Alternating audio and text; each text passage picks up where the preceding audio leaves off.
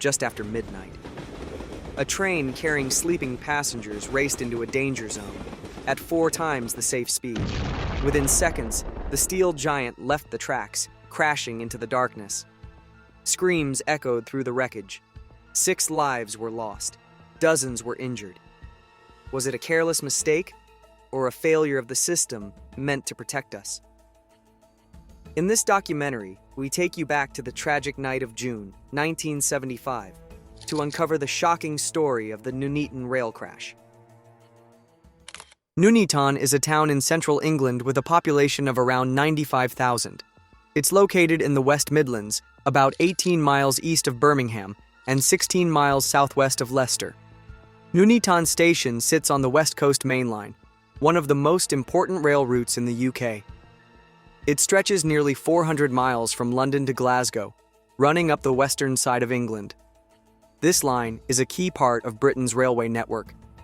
It carries all types of passenger trains and nearly 40% of the country's freight, making it one of the busiest freight routes in all of Europe.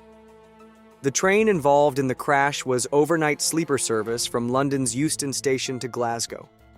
It was an international express, carrying passengers across the country while they slept. The train was made up of 12 sleeper cars, 2 baggage cars, and a restaurant car, all built using British Rail's Mark I design.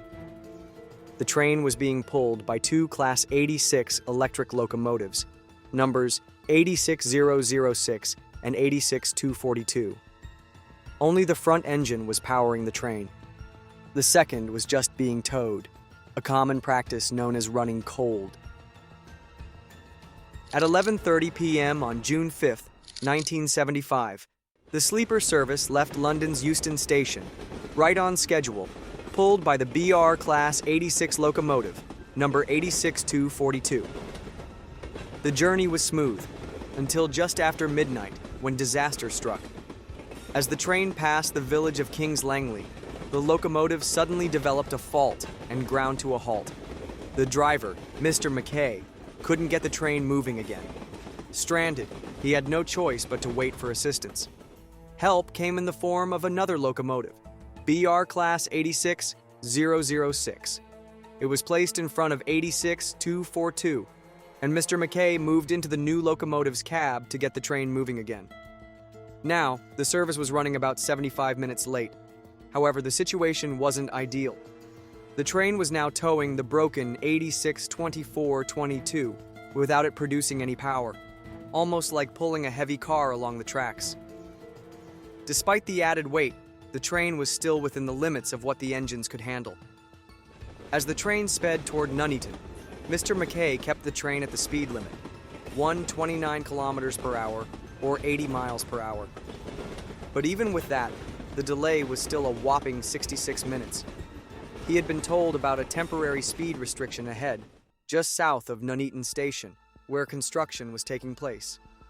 The plan was to slow down to just 32 kilometers per hour, or 20 miles per hour, when approaching the area.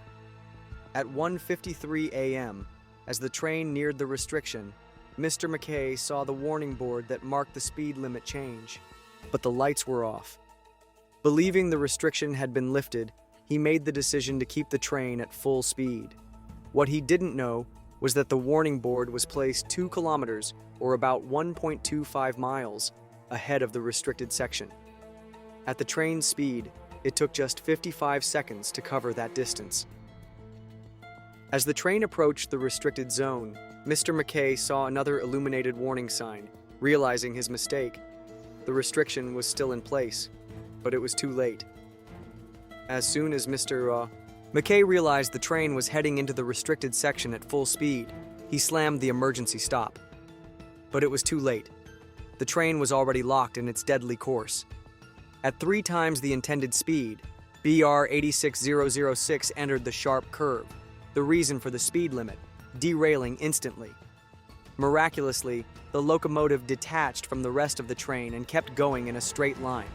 It threaded between platforms, coming to a stop halfway down the station, nearly untouched.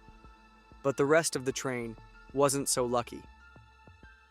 BR 86242, with the rest of the train still attached, started to turn sideways.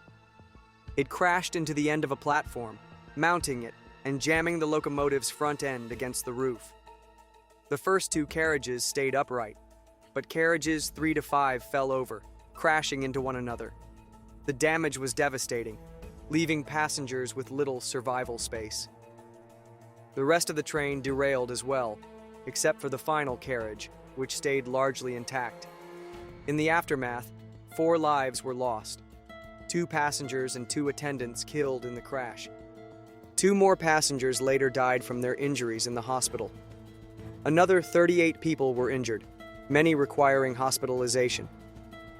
As the disaster unfolded, a signalman and his supervisor at the station watched in horror. They immediately notified emergency services, who arrived on the scene just 6 minutes after the derailment. What they faced was chaos. The wreckage was widespread. Aside from the derailed train, the center section was barely recognizable.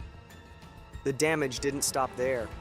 Over 450 yards of track had been torn up, with 3 overhead catenary supports ripped from the ground. Trackside equipment had been destroyed, and even a road overpass had been damaged in the wreck. To make matters worse, pieces of the catenary supports had fallen onto a parked locomotive, severely damaging it. And as if the scene wasn't bad enough, BR 86-242, the lead locomotive, couldn't be moved. If responders tried, the roof of the platform would collapse on top of them. The wreckage was so badly mangled that it took rescuers hours to even begin reaching the survivors. The last survivor wouldn't be pulled from the wreckage until 7:40 a.m., nearly 10 hours after the crash. But even then, the work wasn't over. Rescue teams kept searching through the wreckage until 11:45 a.m. the next day, hoping to find more survivors. Sadly, no more victims were found. But there was a silver lining. The train, particularly the front half which suffered the most damage, had been nearly empty. There were less than 100 people on board when it crashed. The timing of the accident played a role in limiting the death toll. Had the crash occurred during rush hour, with a packed station and platform, the outcome could have been far worse.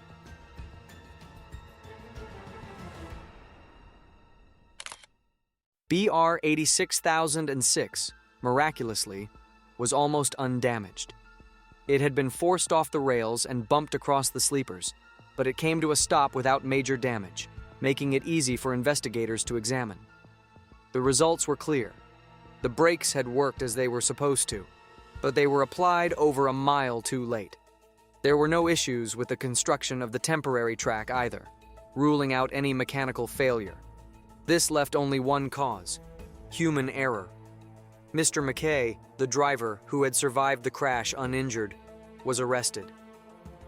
During his interrogation, he mentioned something strange. He recalled seeing the announcement board dark, which caught the investigators' attention. The board in question was a large arrow-shaped horizontal sign painted bright yellow, with a white-on-black speed restriction sign on top.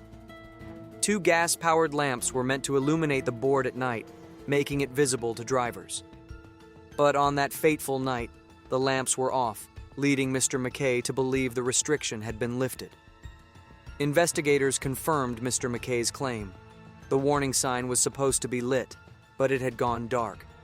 And it hadn't just happened that night. Several other train drivers who passed the same sign earlier confirmed it had not been illuminated. The problem? The main gas tank powering the lights had run dry. And when a backup tank was installed, no one opened the valve connecting it. The result? The lamps stayed off. According to British Rail's own rules, if a driver passes a dark warning board, they're supposed to stop immediately and report it. But between 1:10 a.m. and 1:40 a.m., several trains had passed the sign, and none of the drivers reported the issue. Some couldn't say why they didn't. Others believed someone else must have already reported it. It was a simple oversight, but one that set off a deadly chain of events. In the end, the closed valve and the failure of other drivers to report the dark sign didn't clear Mr. McKay of responsibility. He had been personally informed of the speed restriction before leaving London. Investigators argued that even without the sign, he should have known the restriction was still in place. especially given how far behind schedule the train was. Some believe that, in his efforts to make up lost time, McKay may have simply forgotten. He was charged with 6 counts of manslaughter.